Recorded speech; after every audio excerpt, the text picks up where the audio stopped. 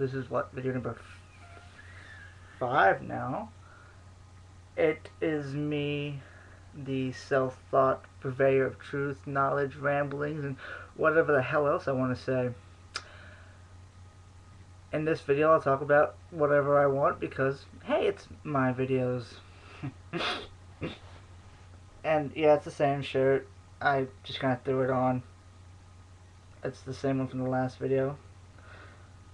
Sometimes I just throw on shirts because I'm cold. Anyways, talking here. I want to talk about, as I play with the video.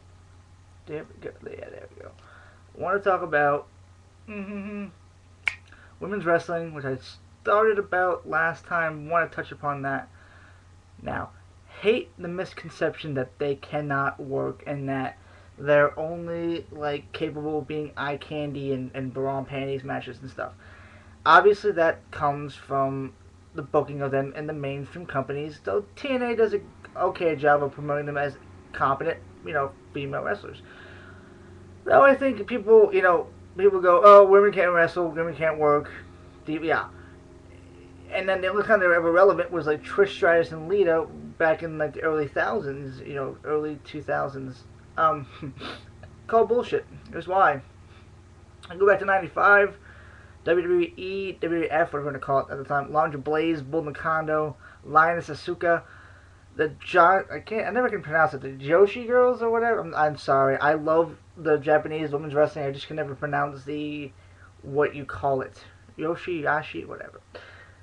Yoshitatsu, that style, the stuff in Japan, blowing people away, way before Trish Stratus and Lita even became wrestlers, or even thought about being wrestlers, or, Jumping Bomb Angels and the Glamour Girls in the 80s and the early 90s, not the late 80s, I guess, of WWE, WWF, whatever. It wasn't that, it's not like Trish and Lita weren't good. It's just that's not the only time it was relevant or decent. Go to Japan, go to the Indies, go to a lot of places right now. There's a lot of talented chicks out there. I shouldn't say chicks. A lot of talented women out there who can work and have competent matches. And yeah, there's going to be bad ones on the Indies and bad ones over, but that exists for every bad women's wrestler. You probably can find a bad male wrestler. I don't think it's, one or the other. I don't think only women suck.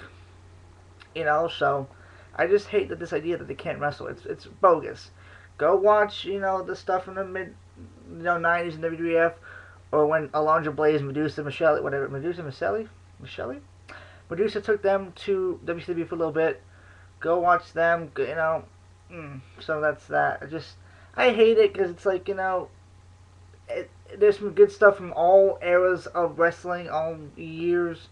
I just think people actually need to sit there and break free of this idea that they can't wrestle and go and actually give things a try. Here's the thing. As I sniffle, that's a recurring theme in the videos. Go watch, Go watch Superstars this past week. Melina and Tamina had a match. Slow, badly paced, horrible. If that's the kind of stuff you're going to put out there, people aren't going to care. You have people and girls who can work. Give them more than 5 minutes. Give them a chance to showcase what they can do. You're going to think anyone sucks at wrestling or sucks at anything if they don't get a chance to showcase themselves. So when you're only giving people 3 minutes time, of course we're going to go they suck. It's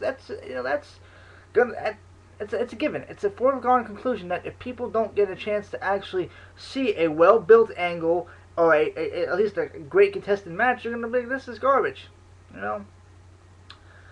Moving on, and it kind of goes to wrestling, but a lot of the things. When did we? And I talked about this early in another video, but I've seen it and it baffles me, and I want to touch on it more. When did we become a culture that's like, I watched this movie for 10 minutes, I turned it off. It sucked. 10 minutes? One episode? One match? Is that what we're basing things on? It's like when someone comes on here and watches a Shakara clip, a comedy spot from a match, and then they're like, well, that was funny, but what is all Shakara? Shakara is just all, comedy? Like, no. I don't want to have to be the one to ramble on, but you can't judge something from one match, one clip, whatever. It's like when people watch an independent match from like a local promotion and then they go, "What's this? 10 people from a high school gym? I don't think I want to watch any more of this indie garbage." It's like you watch one promotion. I don't listen to one song from like a metal genre, from the metal genre of music and go, "Oh, that's what I'll listen to 10 minutes of that." Oh, not 10 minutes. That'd be a whole like 3, 4 songs. I don't listen to the intro to a song and then go, "Ah, it was garbage." I don't watch it. I give it a chance. And if one thing doesn't interest me, I'm gonna give other things in that thing a chance. If one action movie doesn't interest me, I'm gonna give it another shot because maybe there should be better writing or better acting. Same with wrestling, music, etc. I just think we shouldn't write things up after one episode or one match or 10 minutes of whatever. Moving on. Hypocrisy and this idea that you cannot get mad on the internet. And I hate that. First of all, hypocrisy.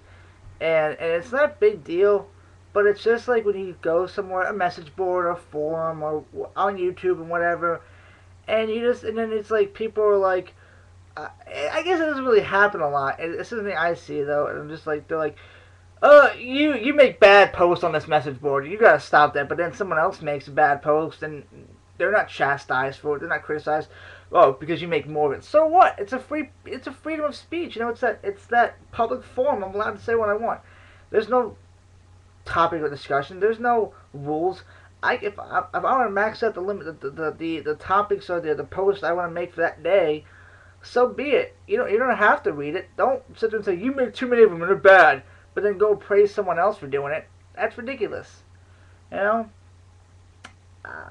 I just think it exists. Hypocrisy exists everywhere, but it's like just because it's online, what you can't. You're a hypocrite. That's it. But that's kind of a stupid thing to say because I don't have really any examples to back it up. I will say this though: people say you're not allowed to get mad on the internet. Well, don't get offended. It's just the internet. Because they're faceless people I may never meet. That gives them a free pass to be assholes or douchebags or whatever. It's like if you went to a party, okay, and there's somebody you never met before, and he was acting like a douchebag to you, and you were like, "Dude, that's a douchebag." You're like, "Well, you've never met him before, and you're never gonna see him again, so don't let him get to you." He's still acting like a douchebag in that time. I'm allowed to voice my opinion. I'm allowed to get mad. Maybe it's kind of childish, and yeah, okay, maybe it's childish, but I think it's ridiculous that you say you can't get mad. I mean, if you're watching a news program, the anchor says something, do you sit there and go, "Oh, well, I'll never meet them. They're just an anchor on the news." That's human nature. You get mad, you get offended, you get angry, whatever. If someone says something, voice your opinion, vent, let it out. Don't sit there and try to be like, I would never meet them. So what? Do you do that in real life? You just like, does someone piss you off? You're like, you know what? It's not worth it. No, you're probably gonna what? Because you're gonna see him face to face. Who cares? Let him have it. If you get mad, let him know. Don't be like, "I don't get mad at trolls on the internet," or "I don't get mad because we offend."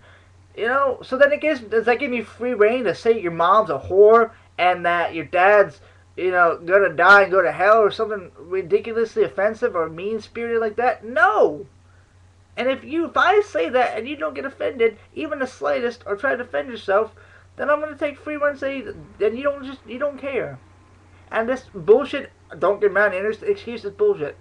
I think we just need to stop, the internet is being integrated with our lives more and more. Twitter and Facebook and all these things. You can only run from this thing so long unless you're like prehistoric and 80 and don't own a computer. But if you do, you're gonna run into stuff like this, the trolls and the angry people and stuff.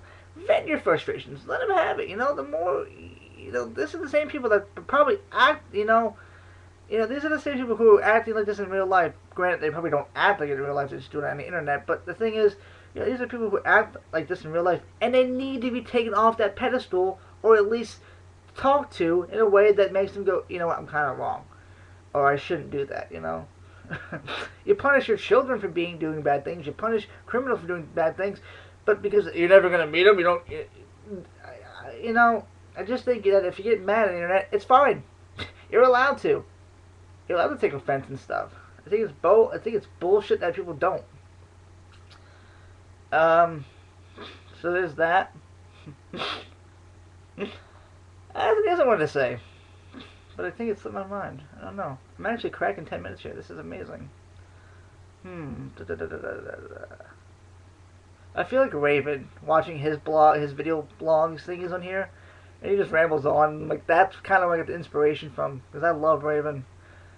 He's just a talented guy. He's, you know, part of one of my favorite angles, and I think I talked about this, but one of my favorite angles is the angle where he brainwashes Tyler and Peaches. He's a mastermind. He's a genius. I think in many ways, in more ways than one. And if I ever had to meet him, I'd just be like awestruck and just be like, and I wouldn't talk. And he'd probably think I'm retarded. He'd be like, and then he'd DDT me on concrete. It'd be awesome. It'd be cool. So there's that. Hypocrisy. So I just wanted to say hypocrisy again. What's that? I went around in this video though by saying this. I think wrestling is not necessarily out of innovation. I've always thought about this. I can touch about this in another video. I can touch upon it more, and that's cool. If I do, not whatever. But I just think we need to expand on concepts of wrestling. We need to bring things back. Like, when's the last time? I mean, I know Lethal Lockdown, but when's the last time a promotion has had a proper 2-ringed War Games match and has called it War Games? I love that match, by the way. So many classic feuds have been contested in it. Or, you know, like Deadly Draw. TNA did that in 2004. And, there's so many things that have been done once or twice and can be brought back to help rejuvenate wrestling to a degree. Or things, or slight, you know, variations or new concepts. I mean, I could rant about all the concepts I've ever thought of that could be put into into wrestling, you know? I will say this to close the video. Fortune is they, as revealed last night, if you're watching Impact, before people bitch and moan, and TNA sucks and whatever, I think I like it. I think it makes sense. You don't have to bring in any new people and spend any more money or any bullshit like that. I like it. It's the guys who have kind of helped build TNA, and, you know, you say, Kurt Angle didn't help build TNA. He helped legitimize it, you know, helped kind of stabilize it. AJ Kazarian, Bobby Roode, Robert Roode, I'm going to call him. He's there since like 2002. Oh, probably like, what, 03, 04? You know, these guys have been there, and you've had guys help establish people and bring them. So I think they did help build it. So people are going to go, Kurt Angle didn't help build TNA. He did to a degree, but the point is, I like it. And again, goes with the other video. You may not have gotten what you wanted, or you may not understand it, but it doesn't mean it sucks. I like it. I think it's a great angle. You know, it turns them face, and it you know, it kind of goes back to what they were talking about when Hogan came in, about not abandoning the originals and abandoning the concept that helped TNA get to where it is, and dismissing talent and bringing in whatever you want. You know, Hogan's boys and Bischoff's boys and changing the ring and stuff. This is fighting for TNA and what they created and what they built, so they can go back to that and they can help push this promotion into the future. I think it works. I like it. If you don't, that's fine. I'm not going to say you have to like it, but then don't sit there and bitch and moan. And if you're not going to try to look at it from a broader perspective, you know, that's what gets to me. I said it before. It's not that people don't like things. It's that people don't like things without trying to look at it and go, oh, you know what, that actually does make sense. It's just like they plug their ears and go, la la la la, I don't understand it, it sucks. You know, it's like I said, you don't always get what you want. You can't always get what you want. And, you know, just because you didn't get what you wanted, or just because you don't understand something, it doesn't make sense. It's like, whatever. But closing this, my only question is this: why did Crimson attack AJ?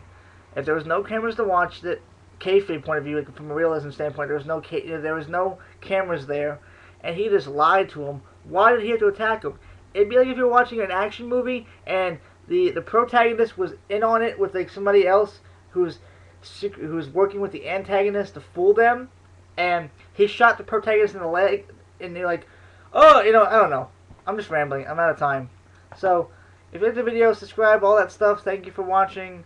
I'll talk more about other stuff next time. And I am out of here.